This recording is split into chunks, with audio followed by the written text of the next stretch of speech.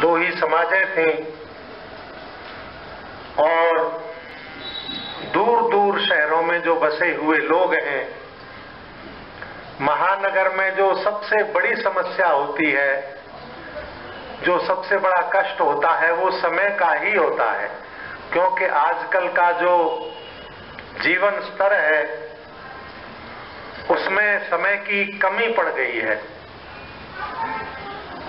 तो इसके लिए आदरणीय श्री कुमार साहब बहुत बहुत ही साधुवाद के पात्र हैं कि जो बड़ी दूर पड़ जाया करते थे, उनके नजदीक क्षेत्र में भी आपने ऐसा एक सराहनीय कदम उठाया और धर्म प्रेमी सज्जनों के लिए एकत्रित होने का, यज्ञ याग आदि करने का, वेद के ज्ञान को सुनने और समझने का।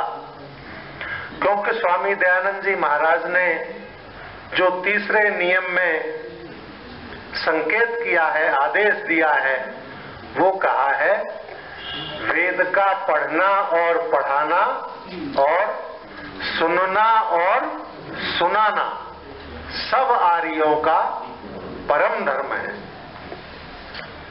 जिन लोगों को गुरु के मुख से पढ़ने का अवसर नहीं मिल सका, तो वो दूसरे लोगों से पढ़ें, और जो सामने वालों को नहीं सुना सकते, वो दूसरे के मुख से वेद के ज्ञान को सुने और सुने हुए ज्ञान को आगे बढ़कर के हम दूसरों को भी सुनाएं, जिससे कि मनु महाराज का जो आदेश है, धर्म जिज्ञा समाना नाम प्रमाणम परमम श्रुति, और वेद स्वतः प्रमाण ग्रंथ हैं। अन्य ग्रंथों के प्रमाण के लिए वेदों का उदाहरण दिया जाता है कि वेदों में ऐसा कहा है या नहीं कहा है। जिस प्रकार से सूर्य को दिखाने के लिए जब सूर्योदय हो जाता है तो उसको बताने के लिए किसी अन्य प्रकाश की आवश्यकता नहीं होती है, उसी प्रकार से वेद के ज्ञान को सिद्ध करने के लिए किसी अन्य ग्रंथ का या अन्य प्रकार के ज्ञान का सहारा नहीं लिया जाता है। और जो लोग वेद को जान और समझ जाते हैं, उनके जीवन का कल्याण हो जाता है। उपनिषद के ऋषि कहते हैं, तस्मिन्नु विज्ञाते सर्वमिदं विज्ञातम भवति, अपठितम पठितम भवति, अदृष्टम दृष्टम भवति, अश्रुतम श्रुतम भवति। अर्थात जो उसको जान लेता है, किसको? वेद के ज्ञान को, उस ईश्वरीय ज्ञान को जान लेता है, सर्वमिदं विज्ञातम भवति, वो सब कुछ जान जाता है। जो नहीं पढ़ा है उसे पढ़ लेता है। अपठितम पठितम भवति, अदृष्टम दृष्टम भवति, जो नहीं देखा है उसे देख लेता है।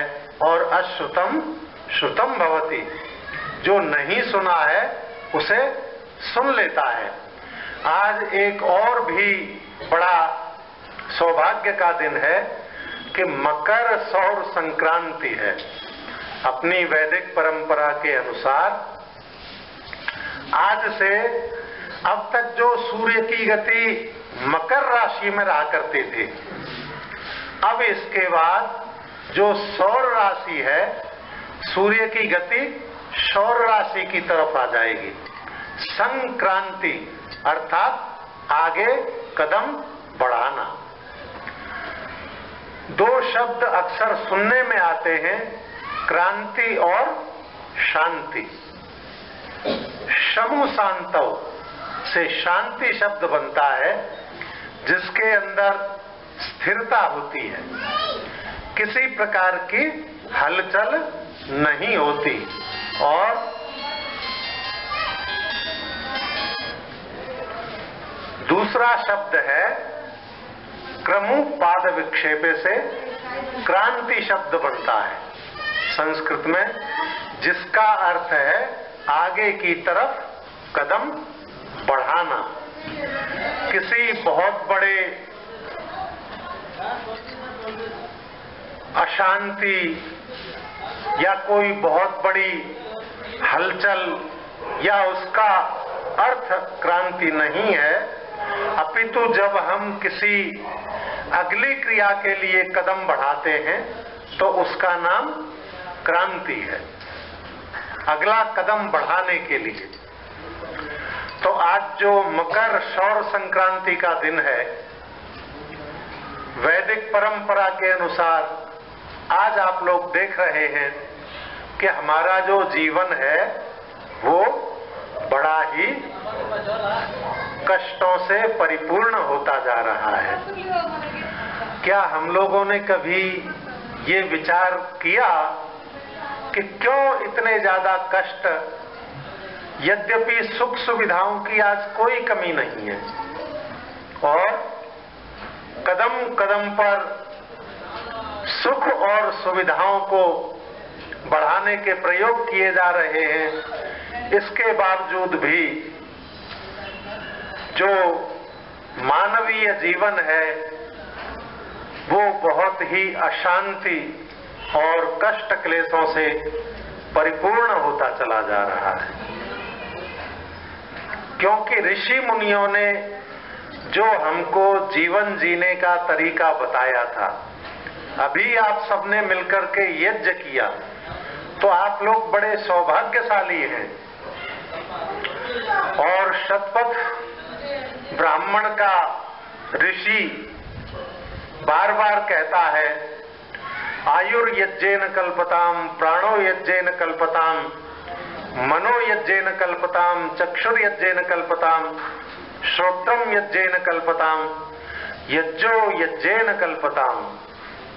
और अंत में कहा है कि यज्ञो वही कामधुक्, अर्थात यदि आप अच्छी आयु की कामना करते हैं तो यज्ञ करें, यदि आप उत्तम स्वास्थ्य की कामना करते हैं तो यज्ञ करें, यदि आप स्वस्थ जीवन चाहते हैं तो यज्ञ करें। केवल मात्र यज्ञ करने से कैसे जीवन का कल्याण हो जाएगा,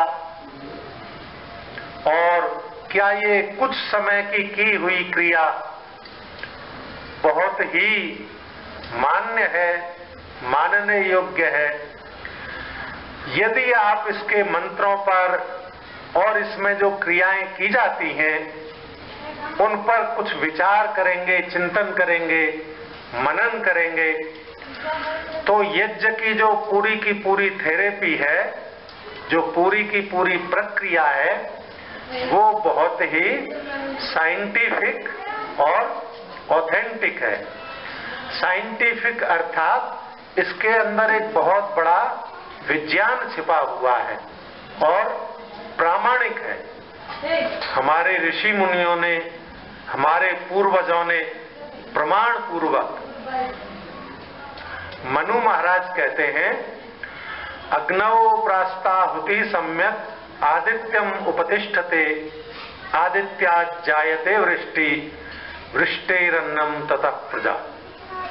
अर्थात अग्नि में भली प्रकार से डाली गई जो आहुति है वो वायुदेव को प्राप्त होती है,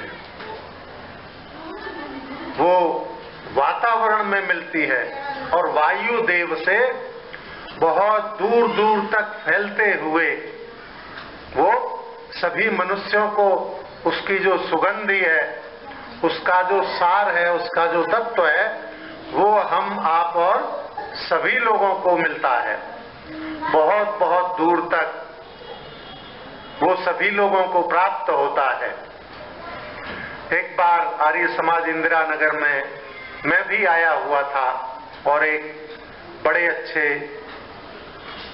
प्रबुद्ध और वैज्ञानिक व्यक्ति थे, तो वो बता रहे थे, हम जो रॉ मटेरियल डालते हैं अग्नि के अंदर, जैसे आपने देखा होगा, आप एक मिर्च डाल दीजिए तो वो कितने दूर दूर तक के वातावरण में ज्वलनशील वायु को पैदा कर देता है और उससे खांसी वगैरह, छींक वगैरह, कई प्रकार की शरीर के अंदर विपरीत अनुभूति होती है। तो इसी प्रकार से जो बलकारक, पुष्टिकारक, रोगनाशक और स्वास्थ्यप्रद हम इसमें जो पदार्थ डालते हैं वो भी बहुत दूर दूर तक वातावरण को प्राप्त होता है। और जैसा वो बता रहे थे कि 1,80,000 गुना वो रॉ मेटेरियल, वो घी, समिधा, सामग्री 1,80,000 गुना बढ़ जाता है और कितने लोगों को लाभ पहुंचाता है। तो इसलिए आपने बहुत बार देखा होगा कि जब कोई भी व्यक्ति ज्यादा बीमार हो जाता है और उसके अंदर इतनी भी शक्ति नहीं होती कि वो दवाएं भी खा सके, जो पुष्टिकारक भोज्य पदार्थ हैं उनको तो खाने की बात अलग है, अपितु जो दवाएं हैं शरीर के अंदर शक्ति पहुंचाती हैं उनको भी वो नहीं खा पाता। तो डॉक्टर अक्सर क्या सलाह दिया करते हैं कि इनका जल और वायु चेंज कराइए, जहां स्वस्थ जल और वायु हो वहां इनको रखिए, क्योंकि जल और वायु को डाइजेस्ट करने के लिए, उसको पचाने के लिए किसी प्रकार का परिश्रम नहीं करना पड़ता, वो स्वाभाविक प्रक्रिया के अंतर्गत होते रहते हैं। तो जब अग्नि के अंदर जो पदार्थ डाले जाते हैं, रोगनाशक, पुष्टिकारक, सुगंधित, तो वो पदार्थ भस्म होकर के वातावरण में, वायुमंडल में मिलकर के बहुत बहुत दूर तक हमको लाभ पहुंचाते हैं। और आपको बड़ा आश्चर्य होगा ये जान करके कि भोपाल शहर में जब यूनियन कार्बाइड फैक्ट्री की गैस दुर्घटना हुई थी तो उस समय 2 परिवार ऐसे थे जो उस परिस्थिति की भयानकता को समझ करके अग्निहोत्र करने लगे और उस गैस का जो जहरीला असर था वो उस परिवार के लोगों पर नहीं हुआ। नहीं तो कितने हजारों लोग, कुछ विकलांग हो गए, मर गए, जीवन उनका प्रभावित हो गया। और अभी पिछले दिनों जो चिकनगुनिया का बड़ा असर हुआ था पूरे राष्ट्र में, तो एक हमारे मित्र आचार्य हैं, उन्होंने राजस्थान सरकार को विशेष शोध करके जो जड़ी बूटियां बताई हैं उससे जगह जगह अग्निहोत्र करवाया और जितने वातावरण में वो वायुमंडल फैला, उसकी सुगंधी फैली, उसकी पुष्टि फैली, उतने क्षेत्र में लोगों को बहुत मामूली ही असर हुआ और वो बहुत जल्दी ठीक भी हो गया। तो इसलिए ये जो हमारी प्रक्रिया है जीवन में, हम इसके महत्व को समझें। और गीता में बड़ा सुंदर एक विचार दिया है कि देवान भावयतानेन ते देवा भावयन्तु वः परस्परम भावयन्तः श्रेयः परमवाप्स्यतः। अर्थात आप देवों को तृप्त कीजिए तो देवता भी आपको संतुष्ट करेंगे। परस्परम भावयन्तः, परस्पर एक दूसरे को तृप्त करते हुए श्रेयः परमवाप्स्यतः, परम कल्याण को प्राप्त हो जाएंगे। अब यहाँ पर प्रश्न यह आता है कि यद्यपि जो देवता हैं, देवता किसको कहते हैं? दिवु दानाद्वा दीपनाद्वा द्योतनाद्वा, देवता देने वाले को कहते हैं। वो हमसे कुछ लेते नहीं है, परंतु जो जल है, वायु है, वृक्ष हैं, वनस्पतियां हैं, सूर्य चंद्र तारे हैं, आज एक सामान्य देश का व्यक्ति अपनी भौतिक सुख सुविधाओं पर जितना प्रयोग करता है, जो संपन्न राष्ट्र हैं वहां का एक व्यक्ति उससे 40 गुना ज्यादा वातावरण को विषैला बनाता है, अनेकों प्रकार की गैसों का प्रयोग करता है। तो इसका सीधा साधा अर्थ है कि जितना प्राणवायु हम नष्ट करते हैं, अन्य दूसरे संपन्न लोग उससे 40 गुना ज्यादा कर रहे हैं। और आज जो अनेकों प्रकार की बीमारियां बढ़ती हैं, बढ़ रही हैं, बड़ा सुख सुविधापूर्ण जीवन जीते हुए भी उनका कारण क्या है? क्योंकि जहरीली गैसों का, रसायनों का जो असर हमारे समाज पर हो रहा है, हमारे वातावरण में हो रहा है, वो जीवनी शक्ति को नष्ट करते जा रहे हैं, जिससे कि मनुष्य की जो सुरक्षा प्रणाली है, मनुष्य के अंदर जो रोगों से लड़ने की क्षमता है, वो नितांत कमजोर होती जा रही है। और यज्ञ याग आदि के द्वारा जो वातावरण को, जल को, वृक्ष वनस्पतियों को पुष्टिकारक बनाया जाता था, सुगंधित बनाया जाता था, आज उसका नितांत अभाव होता जा रहा है, जिसके फलस्वरूप मनुष्य का जीवन दुख और कष्टों से परिपूर्ण होता जा रहा है। यदि हम अपने जीवन को सुखमय बनाना चाहते हैं और अपने जीवन को शक्तिशाली बनाना चाहते हैं, तो हम जो हमारे ऋषि मुनियों ने हमको ये वैदिक मार्ग बताया है, जीवन की वैदिक पद्धति बनाई है, और आपको जानकर के आश्चर्य होगा कि जगह जगह अनेकों शहरों में अग्निहोत्र रिसर्च सोसाइटीज विदेशों में हैं, और इसके द्वारा ये भी प्रयोग किया जा रहा है कि कौन सी किस किस प्रकार की जो सामग्री होती है, हम जो ये रॉ मटेरियल डालते हैं, कौन कौन से पदार्थ किस किस बीमारी का नाश करने वाले। तो यदि हम वस्तुतः अपने जीवन को सुखी और सौभाग्यशाली बनाना चाहते हैं, तो वेद का जो आदेश है, हमारे ऋषि मुनियों का जो आदेश और उपदेश है कि यो न धीत्य द्विजः वेदम अन्यत्र कुरुते श्रमम सजीवन नेव शुद्रत्वम आशु गच्छति सान्वय, और जो कहा है कि यज्ञो वही कामदो, यज्ञ हमारी समस्त कामनाओं को पूर्ण करने वाला है। और लौकिक जीवन में भी आपने अनेकों उदाहरण ऐसे देखे होंगे कि जो यज्ञ देव की शरण में आए, ऐसे कितने ही परिवारों को मैं भारतवर्ष में जानता हूं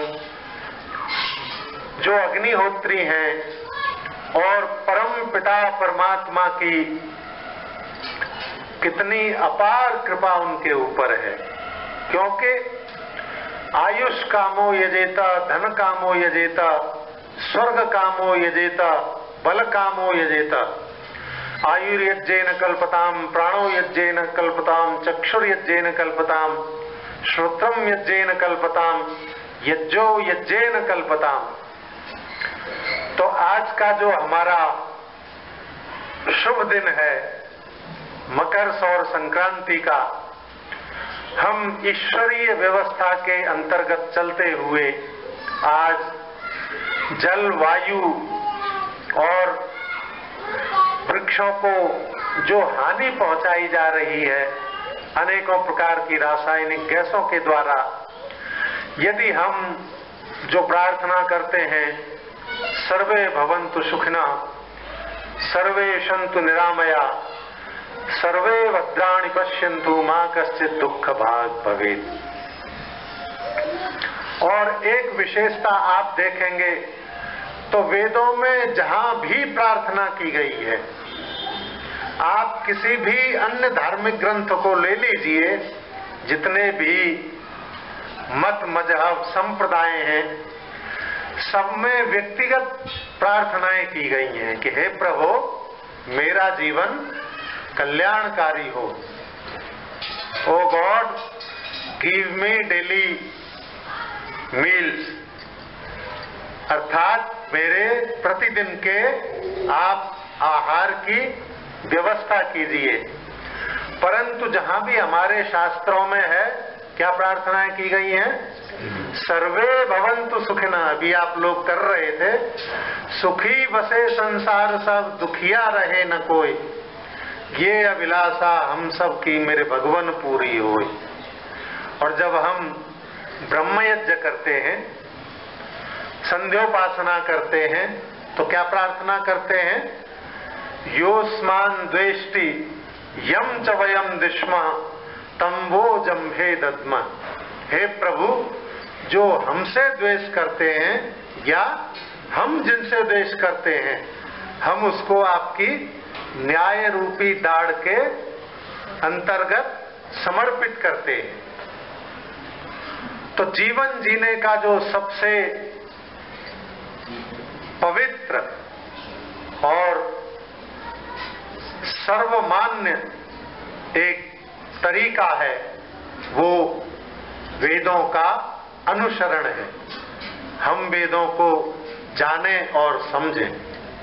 स्वामी जी महाराज ने जो आदेश दिया, वेद का पढ़ना और पढ़ाना, पहले आप खुद पढ़िए, फिर अन्य लोगों को पढ़ाइए।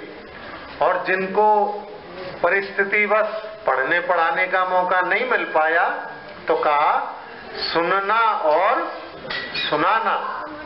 आप सब लोग बड़े सौभाग्यशाली हैं इतने बड़े महानगर में कि जिनको परम पिता परमात्मा के ज्ञान को जानने और समझने का अवसर मिल पाया।